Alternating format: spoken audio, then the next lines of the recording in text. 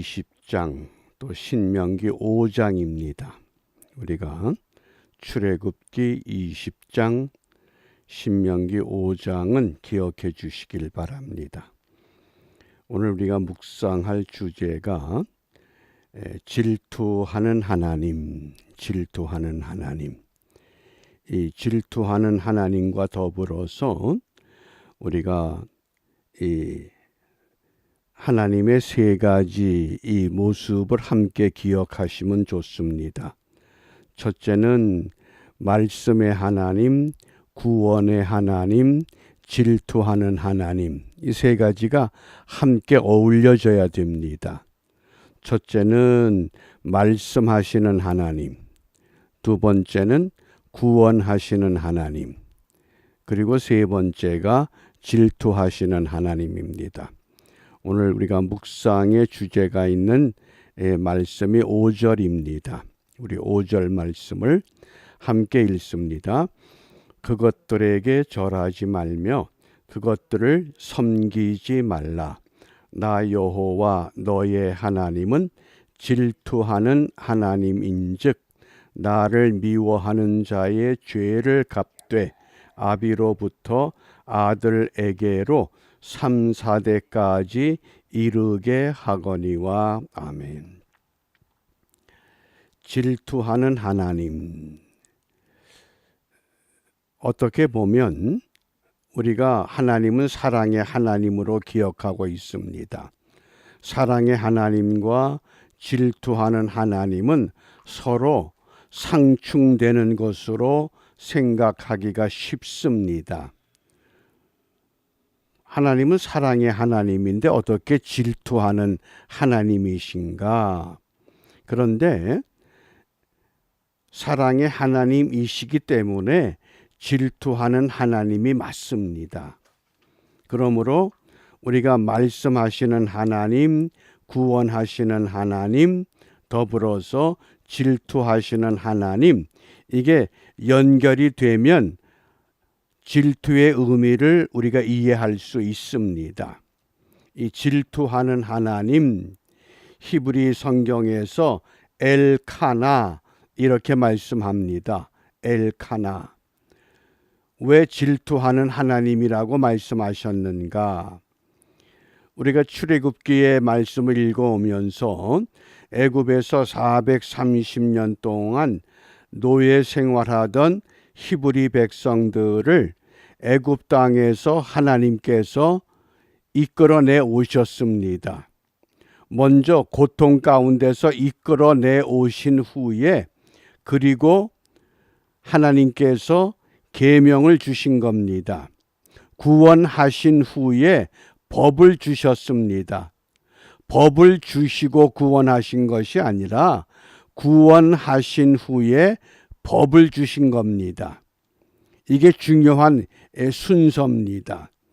그러면서 오늘 말씀을 하실 때에 나를 미워하는 자의 죄를 갚는다. 그래서 나를 미워하는 자의 죄를 갚되 아비로부터 아들에게로 3, 4대까지 이르게 하신다. 우리가 이걸 잘못 이해하면 아버지가 죄를 지으면 그 아들 또 3, 4대까지 죄값을 물린다. 이걸 흔히 연좌죄라고 합니다. 부모가 지은 죄를 자녀들의 3, 4대까지 죄값을 물려가는 겁니다. 이건 공산사회에서나 있는 제도를 말합니다. 그것을 말하는 것이 아닙니다.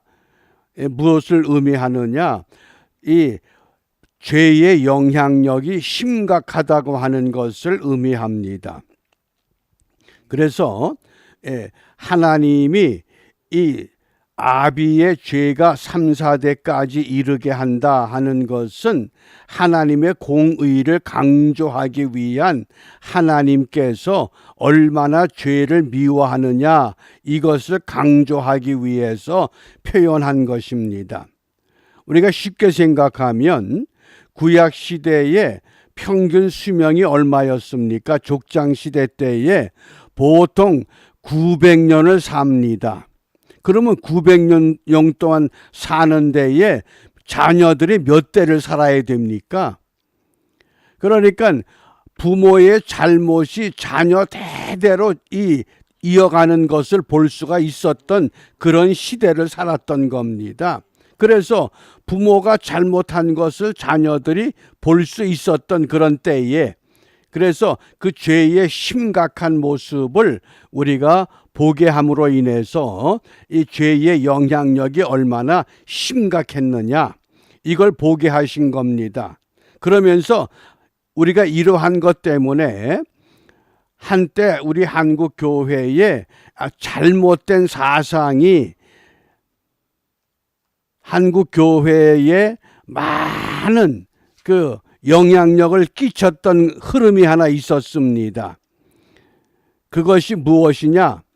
가계에 흐르는 저주를 멈추게 하라고 하는 그런 잘못된 책이 한국 교회의 많은 사람들을 혼돈시켰습니다. 그거 왜 그러느냐? 분명히 하나님의 말씀을 보면 신명기 24장 16절에 아버지는 그 자식들로 말미암아 죽임을 당하지 않을 것이다.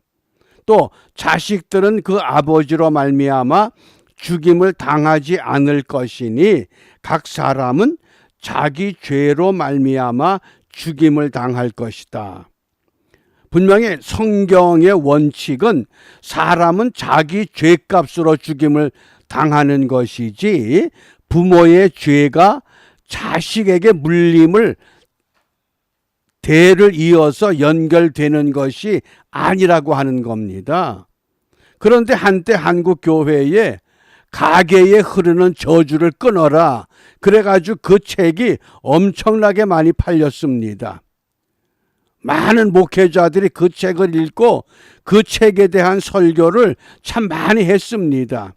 그 왜 그러느냐? 그게 한국의 유교의 인과응보라고 하는 전통적인 사상의 흐름 때문에 그런 겁니다. 성경은 그걸 가르치는 것이 아닙니다. 또 에스겔 18장 4절에 보면 모든 영혼이 다 내게 속한지라 아비의 영혼이 내게 속함같이 아들의 영혼도 내게 속하였나니 범죄하는 그 영혼이 죽으리라. 죄를 지은 그 영혼이 죄값을 받는 것이지 아버지의 죄가 자식에게 대물림을 해서 아버지의 죄값을 자식이 물려받는 것이 아니라고 하는 것. 왜 그랬느냐? 우리 한국의 이 유교 전통이라고 하는 그 문화의 흐름 때문에 인과응보 사상에 의해서 이 잘못된 그 문화가 이 가계에 흐르는 저주를 끊으라고 하는 그런 책의 영향을 받아서 한때 이런 그 흐름이 교계를 흐려놓았던 적이 있습니다. 근데 성경은 그런 신앙의 흐름이 아닙니다. 우리가 이런 것들을 좀 주의하면서, 그래서 성경은 오늘 우리에게 무엇을 말씀하느냐? 하나님이 우리에게 가르치고자 하는 것은 하나님의 백성들이 애굽 땅에서 노예로 고달픈 삶을 살 때 하나님이 먼저 그들을 약속의 땅으로 끌어내 오셨습니다. 그리고 너희들이 이제 어떤 삶을 살아야 되느냐? 너희들이 정말 하나님이 원하는 삶을 살아가야 되겠다. 그리고 계명을 주신 겁니다. 그러니까 구원을 해 놓은 후에 물에 빠진 사람을 건져내 놓고 그 다음에 너희들이 이 길을 가라고 하신 겁니다. 그런데 물에 빠진 사람 건져 놓으니까 뭐라고 요구합니까? 보따리 달라고 하는 것과 마찬가지입니다. 구원해 놓은 후에 너희들이 계명을 지켜야 된다. 그 계명을 왜 주시느냐? 거룩한 삶을 살라 성화의 길을 요구하신 겁니다. 먼저 성화를 요구한 게 아닙니다. 우리가 이 순서를 잘 이해하셔야 됩니다. 그래서 하나님께서 무엇을 부탁하셨느냐? 6절 말씀입니다. 나를 사랑하고 내 계명을 지키는 자에게는 천대까지 은혜를 베풀겠다. 무슨 말씀입니까? 여기 천대까지라고 하는 라알라핌. 그래서 그 헬라 단어의 첫 문자가 알렙입니다. 그 알렙이 아라비아 숫자로 하면은 1이지만은 또 1000이 되는 겁니다. 그래서 천대까지 한 사람이 하나님의 계명 말씀을 지키면 그 많은 후손들이 하나님의 은혜를 입게 된다. 그래서 하나님의 공의, 한 사람이 죄를 지음으로 인해서 많은 사람이 죄의 영향을 받는 하나님의 공의가 있는가 하면 또 하나님의 사랑도 있다는 겁니다. 천대까지 3, 4대가 아니라 천대까지 하나님의 사랑이 있다는 것. 그래서 사랑을 더 크게 강조한 겁니다. 그것이 하나님이 우리에게 주신 계명이라고 하는 겁니다. 그래서 이 하나님의 사랑을 강조하기 위해서 오늘 이 계명을 주시기 위해서 출애굽기 20장 1절과 2절을 우리가 바르게 읽어야 됩니다. 계명을 주시기 전에 어떻게 말씀하시느냐? 우리 1절과 2절을 함께 읽습니다. 하나님이 이 모든 말씀으로 일러 가라사대. 여기 이제 1절입니다. 하나님이 이 모든 말씀으로 일러 가라사대. 여기 말씀이 2번 들어갑니다. 우리 개역 한글에서는 말씀이 한 번 나오지만은 히브리 성경에서는 하나님이 이 모든 말씀이 다 바릅니다. 이 모든 말씀으로 일러 가라사대, 이게 다 바릅니다. 그러니까 하나님은 뭡니까? 말씀하시는 하나님입니다. 질투하시는 하나님이시기 전에 먼저 말씀하시는 하나님이시다. 그런데 사람들은 하나님을 말씀하시는 하나님으로 받아들이질 않고 자꾸 하나님을 형상화하는 것을 좋아합니다. 모세가 하나님의 산에 올라갔을 때에 40일 동안 보이지 않자 이스라엘 백성들이 어떤 일을 벌였습니까? 그들의 금부치를 다 모아가지고 금송아지를 만들었습니다. 금송아지가 뭡니까? 우리를 인도할 신이라는 겁니다. 자꾸 보이는 걸 만들고자 한 겁니다. 그게 인간의 본성입니다. 그런데 하나님은 그걸 원치 않습니다. 말씀, 또 마태복음 17장에 보면 예수님께서 베드로와 야고보와 요한을 데리고 산에 올라가셨습니다. 그때 베드로와 야고보와 요한의 눈에 누가 보였습니까? 모세와 엘리야가 보였습니다. 베드로가 깜짝 놀라서 선생님, 여기가 좋사오니 여기 초막을 지읍시다. 하나는 모세를 위해서, 하나는 엘리야를 위해서, 하나는 선생님을 위해서 초막을 짓고 우리 여기 삽시다. 그때 하늘로부터 뭐가 있습니까? 말씀이 있습니다. 말씀이 소리로 들린 겁니다. 이는 내 사랑하는 아들이요 내 기뻐하는 자니 너는 저의 말씀을 들으라는 겁니다. 그러니까 깜짝 놀라서 엎드렸습니다. 그리고 다시 고개를 드니까 예수 외에는 아무것도 보이질 않습니다. 그게 말씀입니다. 사도 바울이 3층천에 올라갔습니다. 놀라운 것들을 목격했습니다. 그리고 내려왔습니다. 뭐라고 얘기를 합니까? 나는 내가 본 것을 이야기할 수 없다는 겁니다. 왜? 그 본 것을 간증하는 순간 그때부터 내 본 것 그것이 내 입으로 나오는 그때부터 잘못된다는 겁니다. 그러니까 말씀의 하나님이 이 모든 말씀으로 일러 가라사대, 우리가 하나님을 말씀으로만, 성경에 기록된 하나님으로만 그대로 받아들일 수 있는 것, 그게 올바른 신앙이라는 겁니다. 그 놀라운 애굽에서의 10가지 재앙, 홍해를 건넜습니다. 메추라기 만나를 먹었습니다. 반석을 쳐서 물을 마셨습니다. 쓴 물을 단물로 바꿨습니다. 구름기둥, 불기둥으로 인도했습니다. 엄청난 일들을 경험을 했습니다. 그거 다 중요한 것이 아니라 말씀하시는 하나님만 따르라는 겁니다. 그 하나님만 따라가면 되는데, 근데 그 하나님을 따라가지를 못합니다. 자꾸 뭔가를 만들려고 그러는 겁니다. 그게 인간입니다. 그래서 나는 너를 애굽 땅 종 되었던 집에서 인도해낸 뭡니까? 구원하신 하나님. 그게 뭡니까? 사랑의 하나님이라는 겁니다. 사랑은 뭡니까? 사랑의 하나님이라고 하는 것은 잃어버린 것을 찾아내는, 고통받는 자를 고통에서 끄집어내 주는,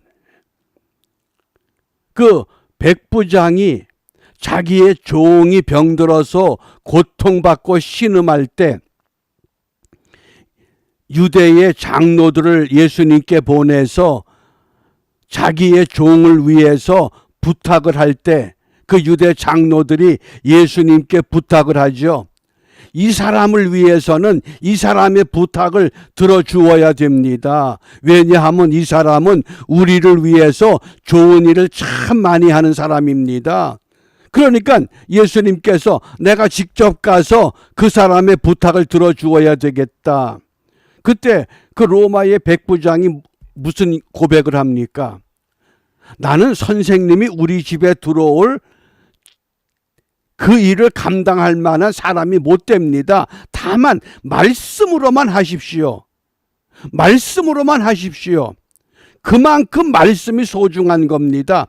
그때 예수님께서 그 백부장에게 무엇을 이야기합니까? 내가 이만한 믿음을 만나보지 못했다는 겁니다. 아니, 예수님이 내 집에 들어오신다는데 얼마나 좋아요. 나는 선생님이 내 집에 들어올 만한 그런 자격이 안 되는 사람입니다. 다만 말씀만 하시면 됩니다. 우리 주님께서 놀라운 칭찬하시잖아요. 그게 구원이라는 거예요. 그만한 사랑을 느끼고 깨닫잖아요. 그런데 오늘 히브리 백성들이 어떤 일을 벌이고 있습니까? 나는 너희들에게 질투하는 하나님이야. 왜?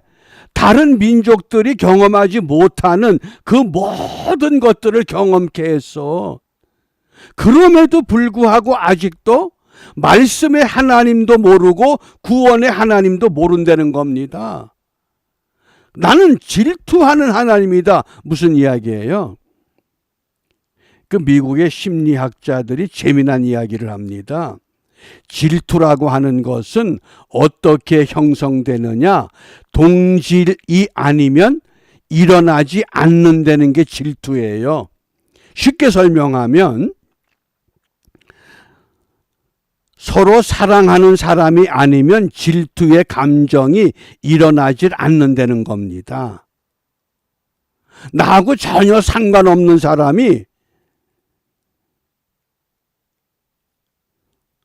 다른 사람하고 팔짱을 끼고 가요. 거기에 질투가 나겠습니까? 아니에요. 그런데 내가 사랑하는 사람이 다른 사람하고 팔짱을 끼고 가면 어떻게 해요? 그게 질투예요. 왜? 동질이기 때문에 그런 거거든요. 하나님이 이스라엘을 어떻게 했어요? 말씀으로 이끌어내고 사랑으로 구원했어요. 그런데 여전히 엉뚱한 일을 하는 거예요. 왜? 자꾸 우상을 만들어요. 우상이 뭐예요? 하나님 외에 다른 것을 세우는 것이거든요. 그래서 하나님이 질투라고 하는 하나님이 등장하신 거예요. 질투 이전의 하나님은 말씀하시는 하나님이시고 구원하시는 하나님이셔요.